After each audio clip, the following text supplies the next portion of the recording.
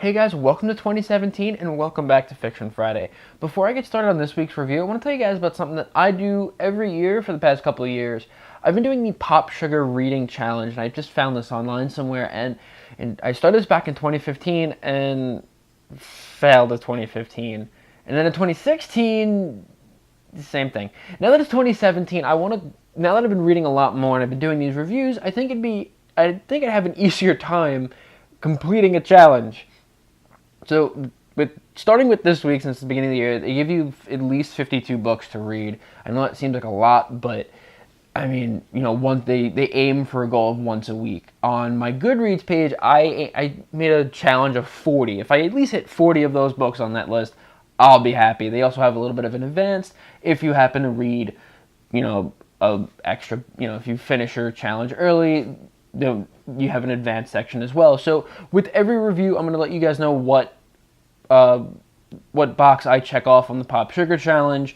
So let me jump right into this week's review. And this week, I read John Connolly's The Unquiet. Now, one thing I didn't know is this is the Charlie Parker number 6 book. I've been reading these books out of order since I got Dark Hollow, which was book 2.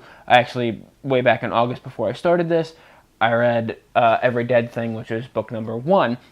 But this book is pretty much about after the rumors of psychologist Daniel Clay come out that he's been a child abuser, he goes missing. And at the same time, a man named Frank Merrick, also known as the Revenger, his daughter goes missing. And after he decides to go out and try to find her, and he wants answers. He wants where his daughter is. He wants to know what Daniel Clay did with her, because she was one of Daniel Clay's patients.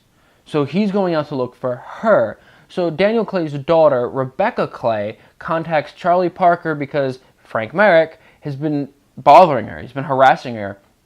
So throughout the whole novel, it's pretty much Charlie Parker trying to figure out what happened to Daniel Clay and what happened to Lucy Merrick, and to try to keep Frank Merrick away from Rebecca.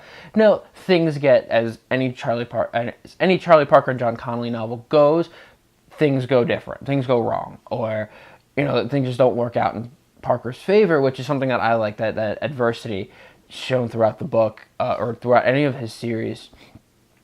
But to keep going through the summary, I don't want to give too much away because, as I said, this is no spoilers, but Parker is faced with a number of challenges, especially concerning Merrick, because Merrick is giving him most of his issues. Daniel Clay is just a mystery because he's gone missing, and nobody wants to really answer to that. It was like, well, he's dead. He's been claimed dead because he's gone missing.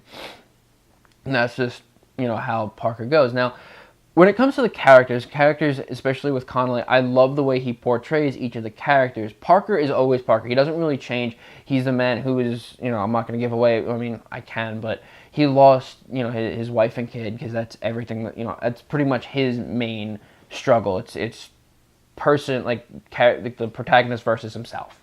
He's fighting himself throughout the whole series, or so I've seen within the couple books I've read, that he is fighting himself throughout every book. And, it shows that, he tries to get over it, he starts to get over it, but then something brings him back. Like this case with kids, it brings him back. Throughout this, you see a number of his host of other characters. You have Angel and Louie, who are my favorite throughout the series, because they just have that sass, that sarcasm added to them. They're just very sassy characters, especially when they're together. But then, they have such intense backstories, whereas, now I know I'm probably going to butcher this name, and I really hope I don't, but the Fulcis and Jackie Garner, just from what I've seen from this book and from several others, they don't really have as much of a character, because I don't think they interact with Parker as much as Jackie Gardner and his two very scary friends. So they're kind of empty, as I want to say, but they have a bit of a character to them. They're a bit scarier, like, I don't want to mess with these guys, corner of the bar, they'll mess me up kind of guys. And then in this character, you get introduced to new characters, and some of them I'm not going to give away because it will spoil some parts of the book. But you have these Hollow Men. They're referenced throughout the whole book, and honestly, through their descriptions, they kind of remind me of the church servants from Bloodborne. Yes, I'm a big video gamer on my spare time. So, yeah, they kind of have this no eyes, pale look, and they're just in the background. Who they are, you'll find out when you read the book.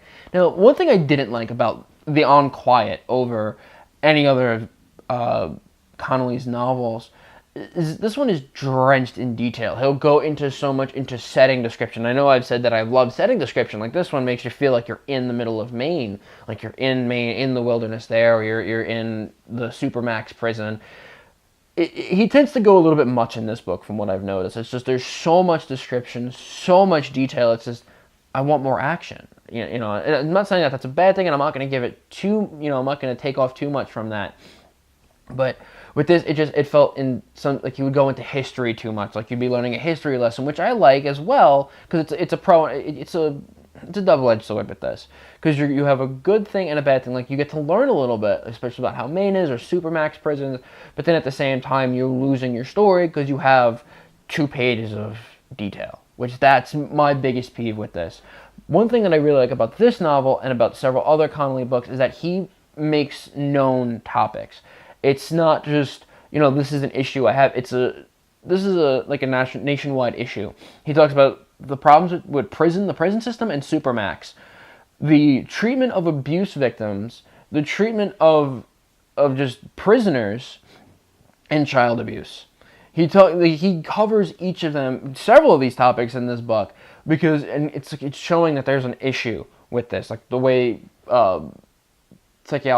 abuse victims who have psychological issues are then thrown into a Supermax prison where they're not treated. They're treated, instead of being treated like a victim or a patient, they're treated as a criminal. Because yes, one of the characters has a bit of an issue. He's a bit of a he's committed a couple crimes. I could say it that much.